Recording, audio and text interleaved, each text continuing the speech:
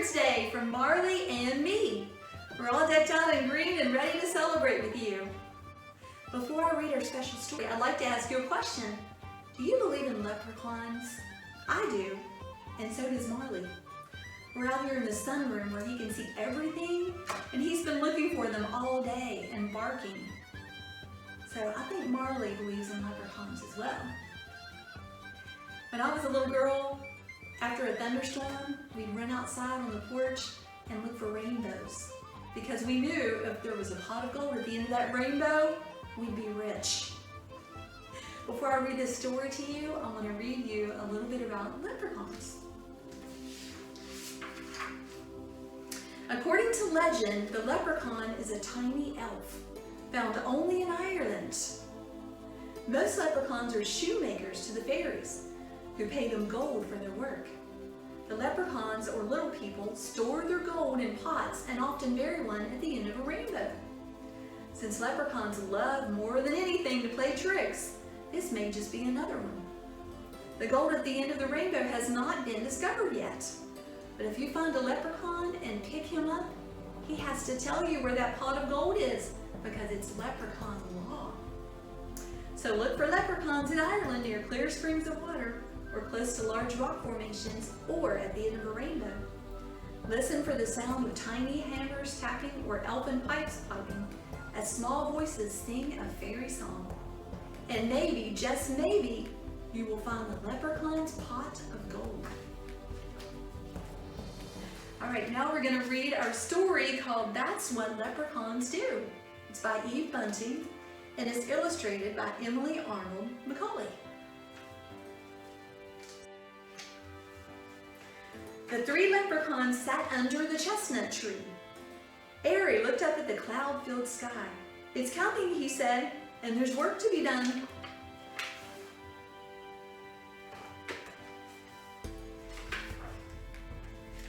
Boo and Cole put on their red shoes and their caps and strapped their packs to their backs. We're ready, Boo said, but why is it always us that has to put the pot of gold at the end of the rainbow? Especially since not a single soul ever finds it, Cole added. Airy looked from one of them to the other. Don't be asking, he said. It's leprechaun duty, so it is. And fellows, remember, it's coming, so there'll be no time for mischief along the way. They walked in line, the one in front of the other one behind. No mischief along the way, they chanted.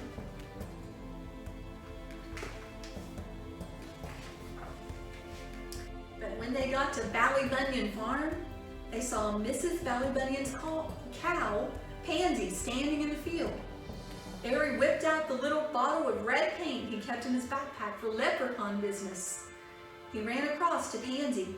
Stand still, my lovely, he told her, and he painted her hooves scarlet red.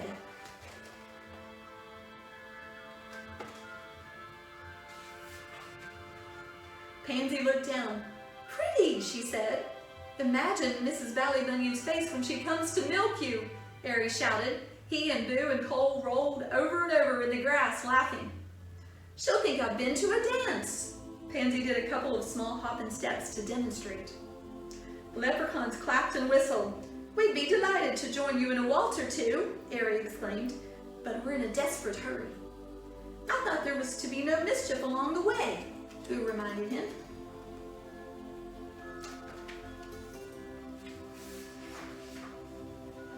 Oh, sure, but I couldn't help myself. Mischief's what leprechauns do, Airy said, along with our more important duties. He glanced up at the tatters of clouds in the sky, and we'd better not delay, for we've delayed enough already. But as they were passing old Jamie Bradley's house, they saw Jamie's gray woolen long john spread out to dry on his hawthorn ledge.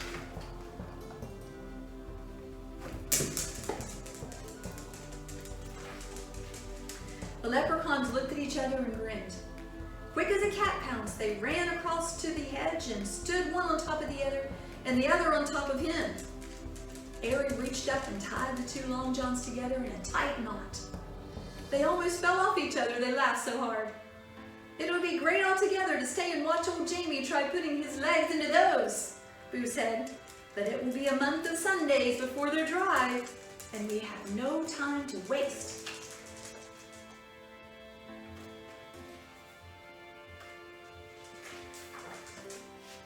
They took a few minutes to somersault across Liam McGave's garden. There was a yellow tennis ball in the middle of the road, and they rolled it along with them as they went. Miss Maud Murphy's hen, Bridie, clucked at them from behind her gate. "Bridie," Aerie said, "would you be doing us a favor? Could we trundle this ball up to your nest, and could you sit on it for us? It'll be the great joke on Miss Maud Murphy when she comes out to gather your eggs."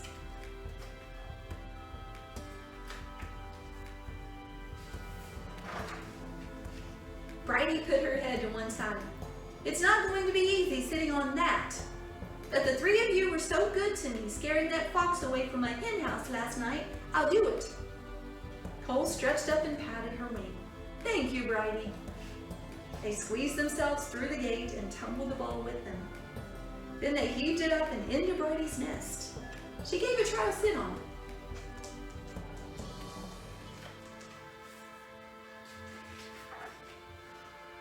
"I'll be sore under myself for a week," she grumbled, "but the thought of Miss Maud Murphy's face when she sees I've laid a yellow ball will be worth it all." "Won't that beat all?" Cole gasped. "The three of you can't help making mischief, can you?" Bridie asked. "That's what leprechauns do," Aerie told her, "along with our more important duties." He stopped. "Is that a spitting of wet I feel?" "'Tis," Boo stared up at the sky where the sun was flickering through heavy clouds. A thin, cool rain had started to fall. "Hurry, hurry," Aerie ordered. "It's come. We can't be late." They pulled their green slickers from their backpacks and settled their caps low to their ears.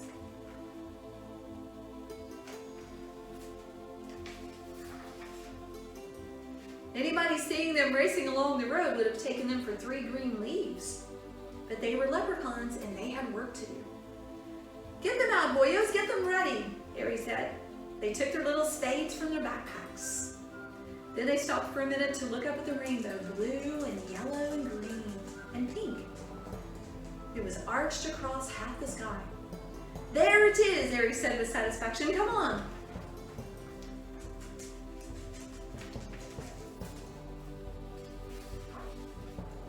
They dashed across Patty Wecker's bog, found the place there where they kept the pot of gold buried for such a rainbow occasion, and dug it up. Aerie stood in the middle of the bog. "Here," he said. The three of them placed the pot of glittering gold in just the right spot and watched the rainbow curve itself all the way down till it ended on top of the pot.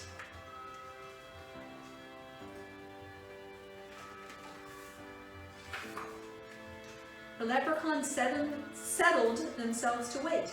They tootled some grass stalk music, threw raindrops at each other, and ate the rose hips they brought for snacks. They waited long, but nobody came. Once again, nobody came. "You'd think somebody would find it," Cole complained. "Somebody will, someday," Aerie said. "Maybe we should put up a sign," Boo suggested. "Pot of gold, this way." "No, no," Aerie said. "That's not how it's done. There's a bit of magic to the finding, and a bit of luck, and a bit of imagination, too. That gold's waiting for just the right person."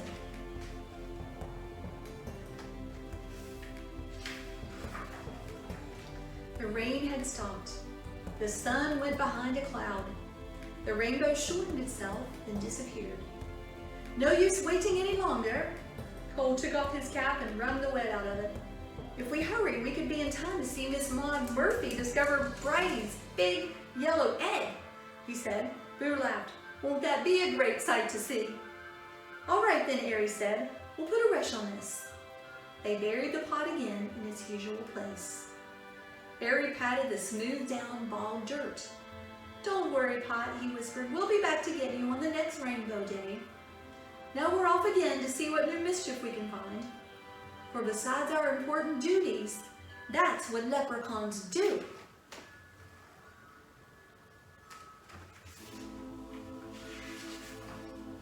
And here's a picture of Miss Maud Murphy when she discovers the tennis ball under Bridie, her hen. She doesn't look happy, does she?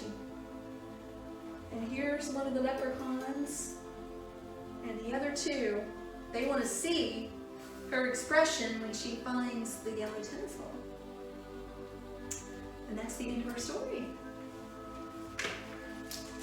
I hope you enjoyed it, and from Marley and me, we hope you have a wonderful St. Patrick's Day.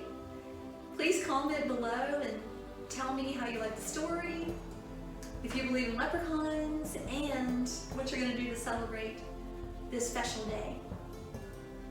I'll see you soon.